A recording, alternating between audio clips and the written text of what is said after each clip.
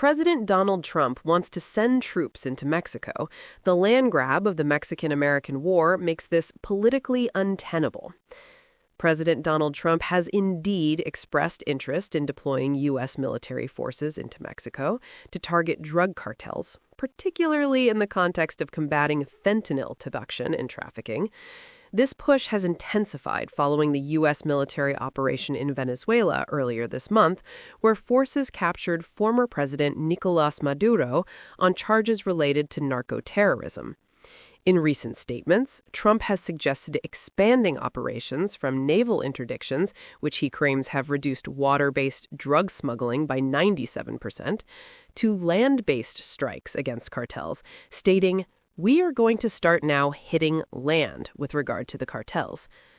U.S. officials are reportedly planning for potential missions involving special operations troops or CIA officers accompanying Mexican forces on raids against suspected fentanyl labs, though no deployment is imminent and discussions are ongoing. Mexico's government, under President Claudia Sheinbaum, has firmly rejected unilateral U.S. military action, emphasizing sovereignty and preferring collaborative efforts like joint security meetings and extraditions of cartel members. For instance, Mexico recently extradited 37 cartel figures to the U.S. as a gesture to ease tensions amid Trump's threats.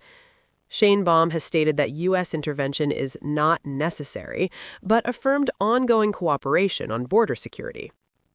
The historical parallel to the Mexican-American War, 1846 to 1848, adds significant context to why this could be politically challenging.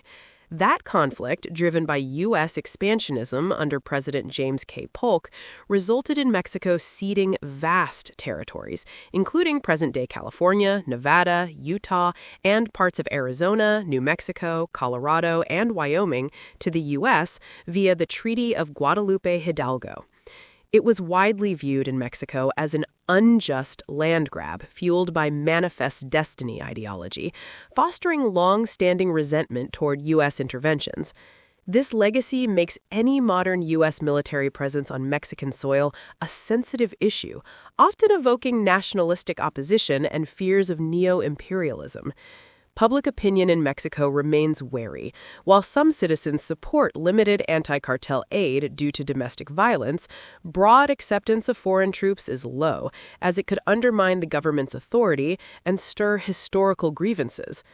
From a U.S. perspective, the proposal aligns with Trump's America First approach to curbing the opioid crisis, but it risks straining bilateral relations, trade — Mexico is a top U.S. trading partner under the USMCA — and regional stability.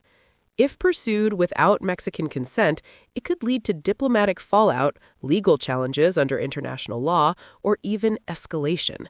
Bipartisan critics in the U.S. have raised concerns about sovereignty violations, while supporters argue it's necessary for national security. Overall, the historical baggage does make unilateral action politically untenable for Mexico, pushing both sides toward diplomacy rather than boots on the ground.